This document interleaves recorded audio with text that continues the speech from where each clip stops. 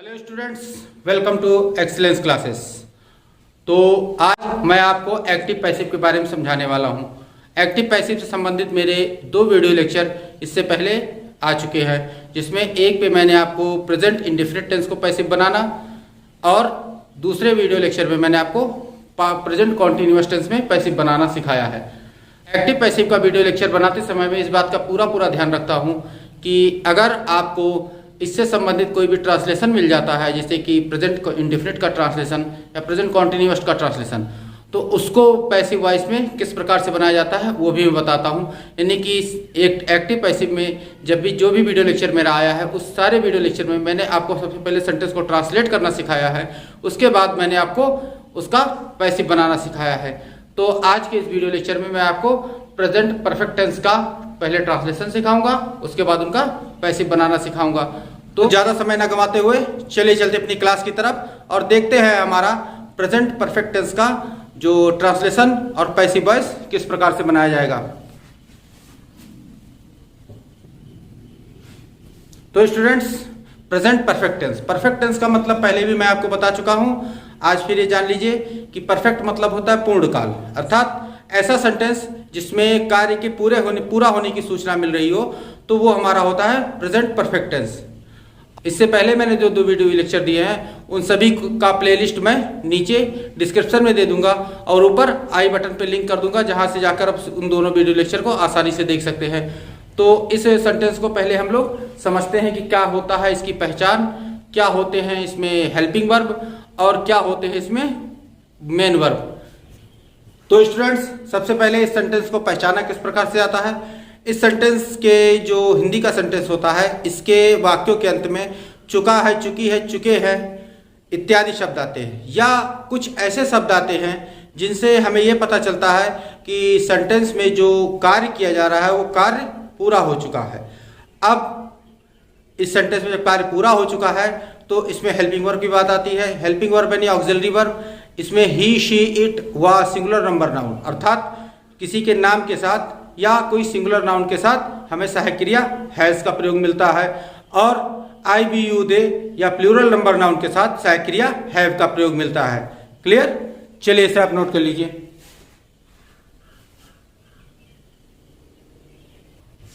तो स्टूडेंट्स, अगले नियमानुसार इस प्रकार के सेंटेंस को ट्रांसलेट करते समय इंग्लिश के सेंटेंस में हमें वर्ब की पास्ट पार्टिसिपल फॉर्म अर्थात वर्ब की थर्ड फॉर्म का प्रयोग मिलता है, और जब इसकी पैसिव बनाई जाती है तो इसमें प्रयुक्त नया सब्जेक्ट जो होता है, जो हमारा पहले एक्टिव वॉइस का ऑब्जेक्ट होता है और पैसिव का सब्जेक्ट बन जाता है, तो उस नए सब्जेक्ट के अकॉर्डिंग हमें हैज बीन या हैव बीन का प्रयोग करना रहता है। अर्थात हैज या हैव उसमें भी प्रयोग करना लगेगा, बस साथ में उसमें बीन जोड़ दिया जाता है, जो कि सब्जेक्ट के अकॉर्डिंग हैज या हैव का प्रयोग होता रहता है। हो सकता है किसी एक्टिव वॉइस में आपको हैव का प्रयोग मिल जाए, लेकिन जब उसकी पैसिव बनाए तो उसमें नया सब्जेक्ट अगर हैज का प्रयोग बता रहा है तो आप उसमें हैज का प्रयोग कीजिए। या किसी सब्जेक्ट में, किसी एक्टिव वॉइस में हमें हैज का प्रयोग मिल रहा है, लेकिन नए वाले सब्जेक्ट के अकॉर्डिंग हमें वहां पे हैव का प्रयोग करना है, तो आप इस बात को कंफ्यूज मत होइए कि एक्टिव वॉइस में हैज लगा था तो यहाँ हैव कैसे आ गया। नए वाले सब्जेक्ट के अकॉर्डिंग हमें वहां पे हैज हैव का प्रयोग करने की पूरी छूट मिलती है। तो इस प्रकार से हम कह सकते हैं कि इसमें भी हैज हैव का प्रयोग होगा, लेकिन पैसिव वॉइस में एक नया वर्ड बीन जोड़ दिया जाता है। और चाहे एक्टिव वॉइस हो चाहे पैसिव वॉइस हो, इसमें वर्ब की फॉर्म एक ही प्रकार से लगती है। जो फॉर्म एक्टिव वॉइस में भी यूज की जाती है वही फॉर्म यहाँ की पैसिव वॉइस में भी यूज की जाती है। अब बहुत सारे लोग इसमें कंफ्यूजन में होंगे कि फॉर्म नहीं बदलते, बाकी सब टेंस में फॉर्म बदली जाती है। तो इसमें भाई फॉर्म इसलिए नहीं बदलते क्योंकि एक्टिव वॉइस में भी वर्ब की पास्ट पार्टिसिपल फॉर्म लगाई जाती है, और पैसिव वॉइस में हमेशा हर सेंटेंस में आपको मैंने बताया कि वर्ब की पास्ट पार्टिसिपल फॉर्म अर्थात वर्ब की थर्ड फॉर्म का प्रयोग किया जाता है, इसीलिए यहाँ पे वर्ब की फॉर्म नहीं बदली जाती है। क्लियर? चलिए इसे आप नोट कर लीजिए, फिर आगे बढ़ते हैं।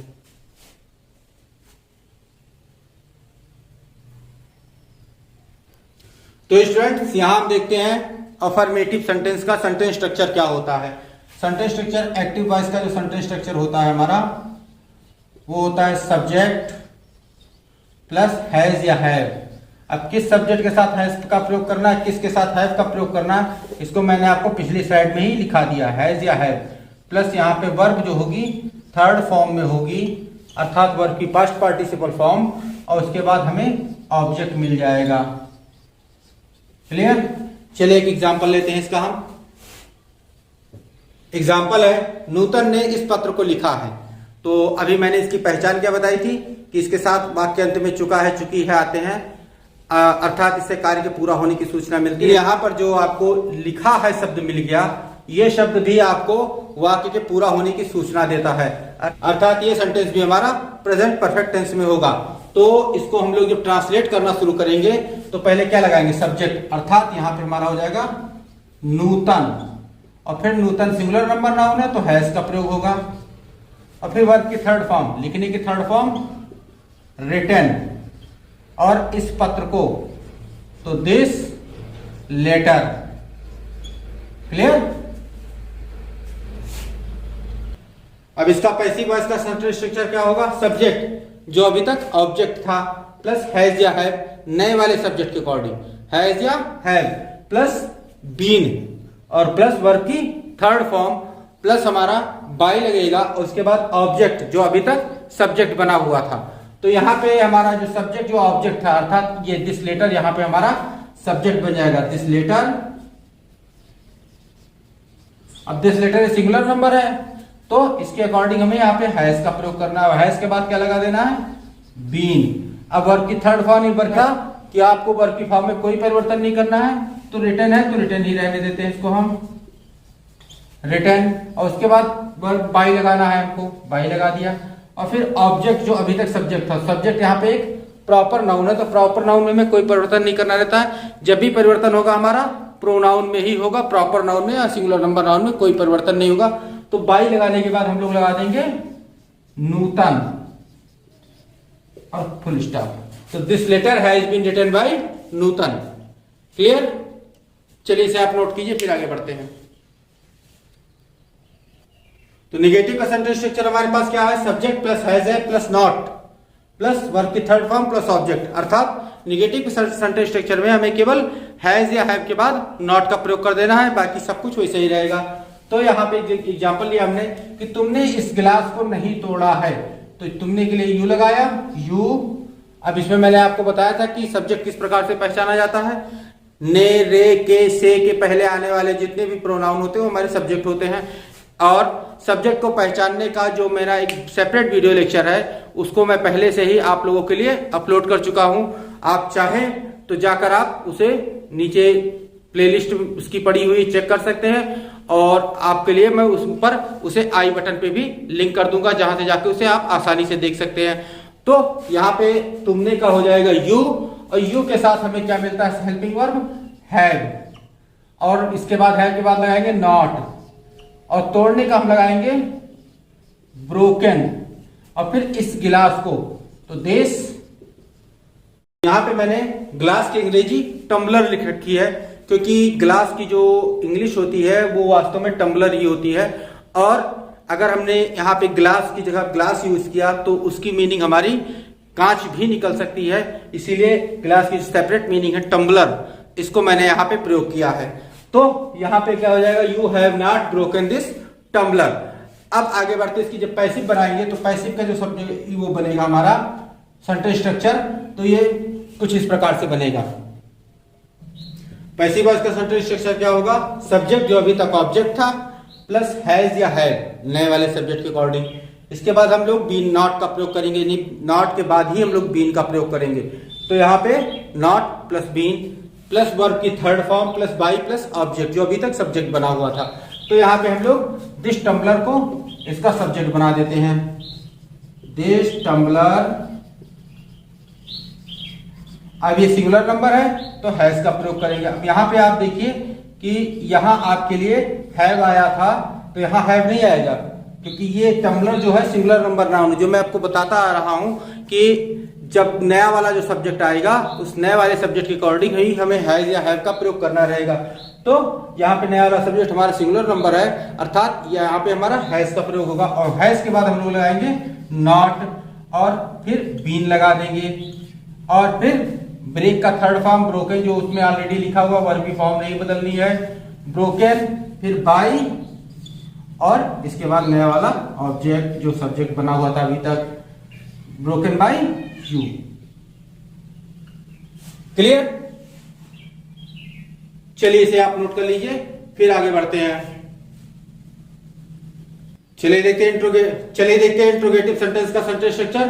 हैज या है पहले, इसके बाद सब्जेक्ट, फिर उसके बाद वर्ब की third form plus object plus question mark.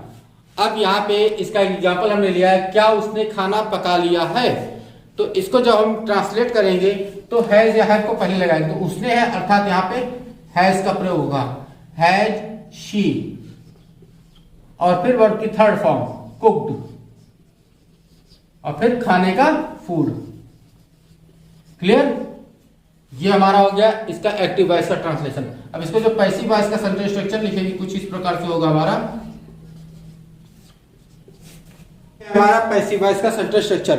Passive voice में क्या करना रहेगा, पहले हम लोगों को हैज हैव का प्रयोग करना है, उसके बाद नया सब्जेक्ट लगाना है, जो सब्जेक्ट हमारा पहले उस एक्टिव वॉइस का ऑब्जेक्ट रहा होगा उस सब्जेक्ट को हमें यूज करना है। फिर उसके बाद हम लोगों को बीन का यूज करना है, और फिर वर्ब की थर्ड फॉर्म यूज करनी है, और फिर वो ऑब्जेक्ट यूज करना है जो पहले एक्टिव वॉइस का सब्जेक्ट था।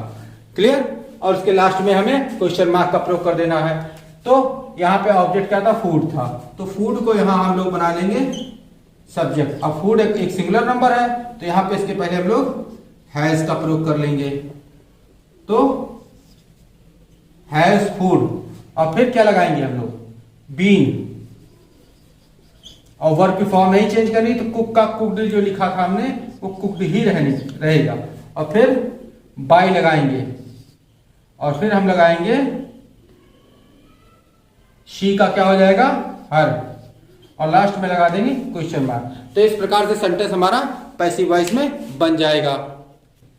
उम्मीद है आपको समझ में आ गया होगा। चलिए इसे आप नोट कीजिए, फिर आगे बढ़ते हैं।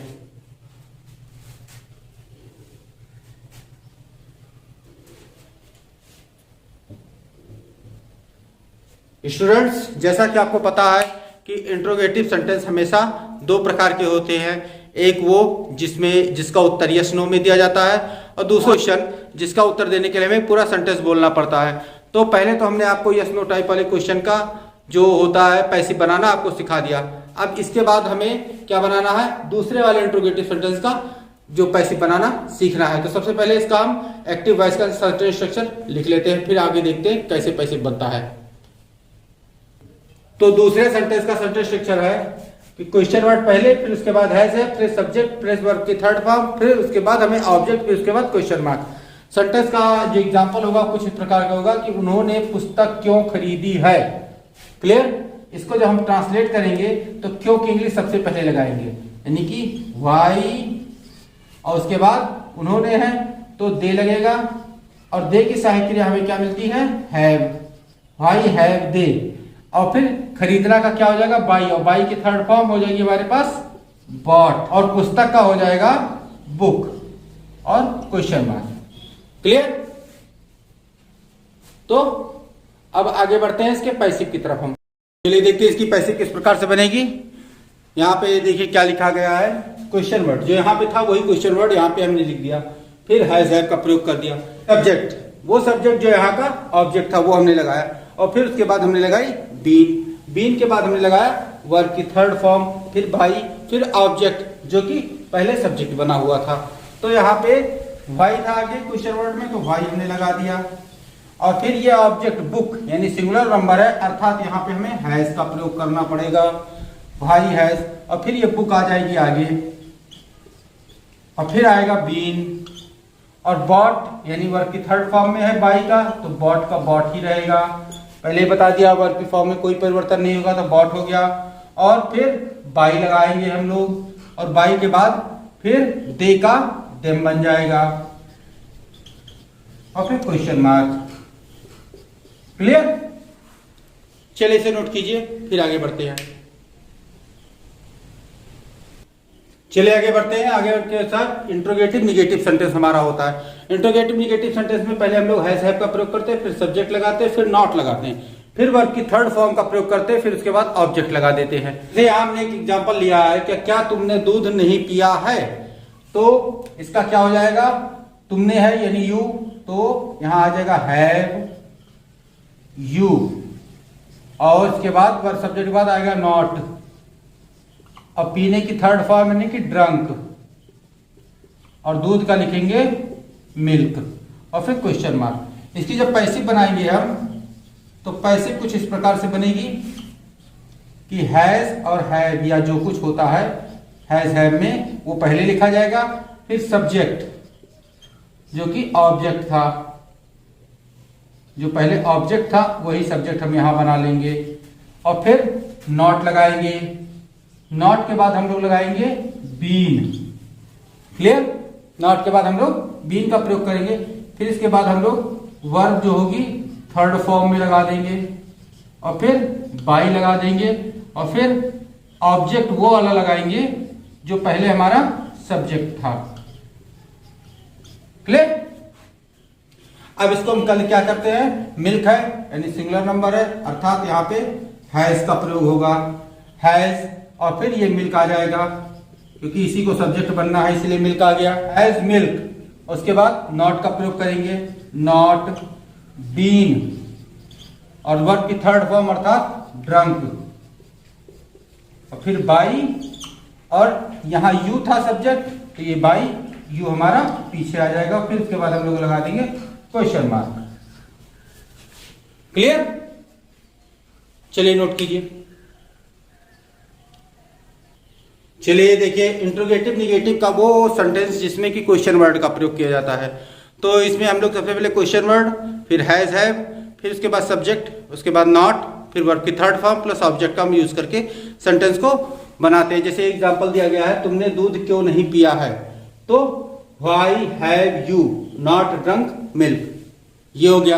अब इसका जब हम पैसिव बनाएंगे तो ये question word plus has have plus subject यानी जो यहाँ ऑब्जेक्ट था वो यहाँ सब्जेक्ट बना, subject plus not plus been और प्लस वर्ब की third form plus by plus object और प्लस क्वेश्चन मार्क। इसको हमने क्या किया, व्हाई हैज, क्योंकि मिल्क सिंगुलर नंबर था इसलिए हैज का प्रयोग किया, why has milk not been drunk by you. Clear? चलिए इसे नोट कर लीजिए आप लोग, फिर आगे बढ़े। तो स्टूडेंट्स इसी के साथ आज की क्लास खत्म की जाती है। उम्मीद है प्रेजेंट परफेक्ट टेंस जो कि मैंने आपको ट्रांसलेट करना भी सिखाया है और साथ ही साथ पैसिव बनाना भी सिखाया है, ये आपको ठीक से और अच्छी तरह से समझ में आ गया होगा। अगर इसके संबंध में कोई भी क्वेरी है, कोई भी सवाल है तो आप उसको कमेंट बॉक्स में नीचे ड्रॉप कर सकते हैं। नेक्स्ट वीडियो लेक्चर में आपको मैं इस टॉपिक पे अगला लेक्चर शुरू करने से पहले आपको उस क्वेरी का जवाब दे दूंगा, उसके बाद मैं उसका अगला लेक्चर शुरू करूंगा। और इससे पहले मेरे जो 2 वीडियो लेक्चर एक्टिव पैसिव के प्रेजेंट इंडेफिनिट टेंस और प्रेजेंट कॉन्टिन्यूअस टेंस पे आ चुके हैं, जिनका लिंक आपको नीचे डिस्क्रिप्शन में मिल जाएगा और साथ ही साथ ऊपर मैं आई बटन पे भी लिंक कर दूंगा, जहां से जाकर आप उसे आसानी से देख सकते हैं। तो स्टूडेंट्स यदि आपको मेरा वीडियो लेक्चर पसंद आया हो और आपने इससे कुछ भी सीखा हो तो लाइक करें और साथ ही साथ अपने सभी दोस्तों को शेयर भी करते रहें। और मैं उन सभी नए दर्शकों से कहना चाहूँगा कि जो मेरे चैनल पर पहली बार आए हैं वो मेरे चैनल को सब्सक्राइब जरूर कर लें, जिससे मेरे वीडियो लेक्चर सबसे पहले आप तक पहुंच सके और आप उनका लाभ उठा सके और उनमें जो कुछ मैंने सिखाया है आप उसे ठीक से जल्दी से सीख सकें। तो साथ ही साथ मैं आपको एक और बात बताना चाहूँगा कि समस्त कक्षा 9 और कक्षा 12 इन सब के स्टूडेंट्स के लिए एक इम्पॉर्टेंट सूचना है कि इस वर्ष उनका जो सिलेबस है वो 30% और कम कर दिया गया है। तो उसको सिलेबस को आप जाकर यूपीएमएसपी जो माध्यमिक शिक्षा परिषद की सरकारी वेबसाइट है वहाँ से जाके आप सिलेबस को डाउनलोड करके जान सकते हैं कि आपके सिलेबस में कितना लेसन कौन सा कम किया गया है। तो wait for my next video lecture, till then stay tuned with our channel, keep watching, keep learning, take care, thank you and bye.